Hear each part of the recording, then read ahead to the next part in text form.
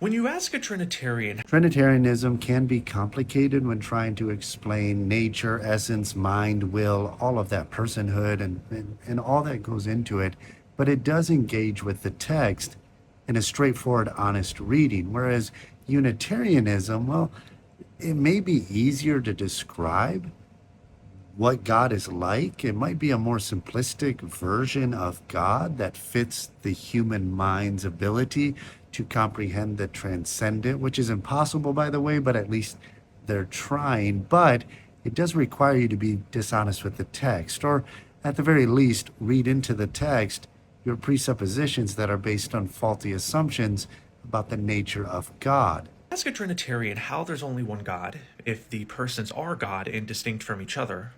A common Trinitarian is going to tell you, When you ask a Unitarian about the oneness of God, they're generally going to explain away the text by reading into it what's not there. So when you ask them about the language of Scripture, like why does the oneness of God, as described in the Hebrew language, make allowance for a plurality in that oneness? Or if you ask something like, why is the personal name of God, Yahweh, attributed to two separate beings in Genesis? Or you might ask something like, okay, how come the Messiah predicted in Micah 5, for example, verse 2, is said to be born in Bethlehem? We know he's going to be the son of David, and yet at the same time, his going forth is from eternity. But Psalm 90 says that God is the one who is from eternity. Isaiah repeats and says that God is he who inhabits eternity. And David declared that his son, the Messiah, is his Lord. So how can he be born in Bethlehem, a son of David, but his going forth is from eternity, and he's the Lord of David? See, how does the language of Scripture work? Well, see, a Trinitarian